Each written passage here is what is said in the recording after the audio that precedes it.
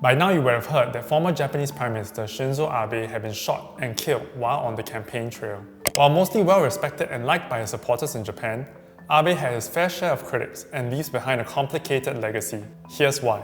He advocated the doubling of Japan's defense spending to 2% of GDP, was an outspoken critic of China and Russia, supported Taiwan, and passed major security legislation in 2015 that vastly expanded what Japan could do militarily in support of the US. These moves transformed Japan's security posture like no other post-war minister before him.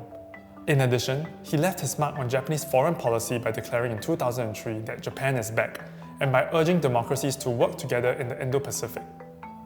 But perhaps Abe was best known for making his lifetime ambition the revision of the war-renouncing clause of Article 9 in the American Written Pacifist Constitution. And it appears that current Japanese PM Fumio Kishida will carry on his legacy in this area.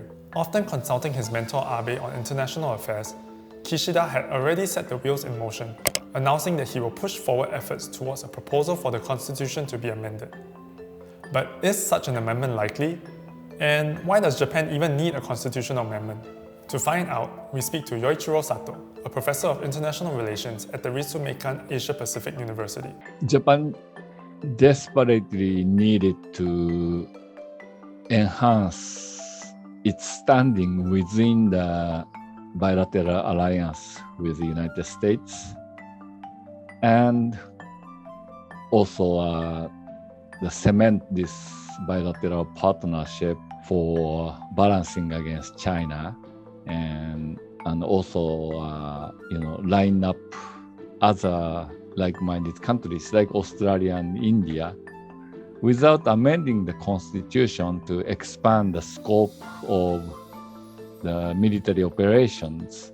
Japan's utility could not be expanded. So Abe did precisely that. So does Abe's death mean there's now greater support from the public for this to be pushed through? I think Abe's death has a lasting effect on the people's attitude toward amending the constitution. I haven't seen the latest poll, but the last time I saw it, maybe some half a year ago or something like that, I think it was really neck to neck, but the slight majority favored not amending the constitution. But Kishida got time until the next election.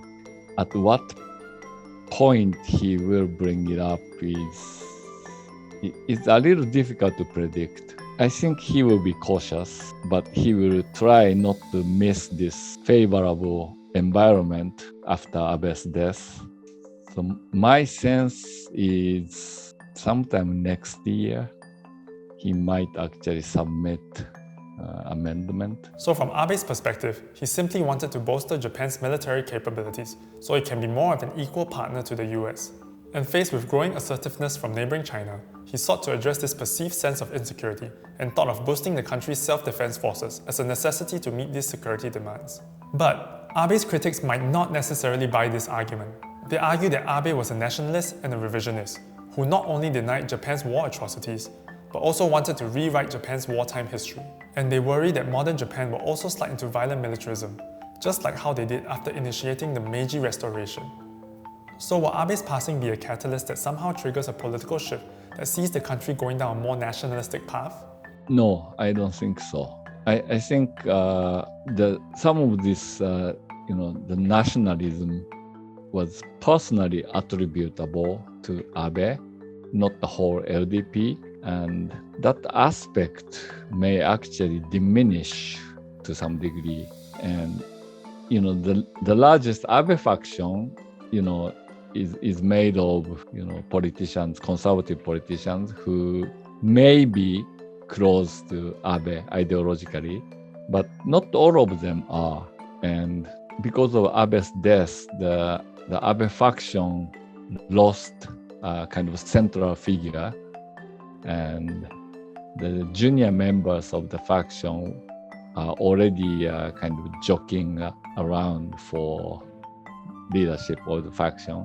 But the big faction like Abe faction constantly face a danger of splitting, and without Abe, now I think the faction is in real danger of possible split. There's one more compelling reason why constitutional amendment won't be something that's easily attained. According to Professor Sato, Japan has already put in place certain collective defense measures starting from 1992 that essentially expanded the scope of Japan's self-defense forces without requiring a revision of the constitution.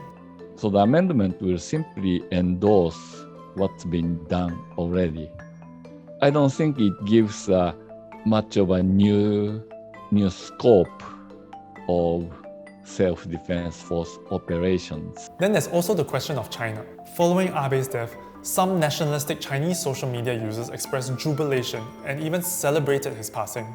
But the Chinese government appeared keen to distance itself from this online activity. China has portrayed Abe as manifestation of reviving expansionist, militarist nationalism in Japan. So under this kind of government-endorsed narrative, the Chinese nationalists have painted Abe in such a way. The Japanese people, under the old Chinese discourse during Mao Zedong period, was that Japanese people were nice and innocent, but bad militarist leaders led the nation to a wrong direction. So the kind of people-to-people friendship, should cement China-Japan relations. But the question is, do we have that kind of warm people-to-people relationship now? Now that Abe's gone, the answer is not. And I think the people-to-people level has significantly cooled down, and just blaming Abe for that, is just one-sided, I think. Chinese have to look at themselves and their leaders and what they have done. Awkward handshakes aside, Abe did make sizable contributions to the development of Sino-Japan relations during his tenure as PM. Abe was the one that wanted a summit with Chinese President Xi Jinping and worked towards a face-to-face meeting with him. He highlighted the importance of having good bilateral ties, saying that although relations might be strained between them, they cannot be broken, and that as neighbours who will have problems between them, they need to maintain a relationship that keeps things under control. Xi acknowledged Abe's efforts at strengthening relations with China as well. In a condolence message to Kishida the morning after Abe's death, Xi said that Abe had made efforts to improve China-Japan relations and contributed positively to this endeavour. One of the more visible examples was Abe refraining from visiting the Yasukuni shrine after he was criticised widely by China and the Koreas. Abe only resumed his visits after he stepped down from his position in 2020. While the effectiveness of Abe's domestic contributions had been hotly debated, most would agree that the biggest mark he left had been on Japan's foreign policy. And with Kishida likely to carry on Abe's legacy, at least with foreign policy, it's safe to say that Abe's influence will live on, even after his death.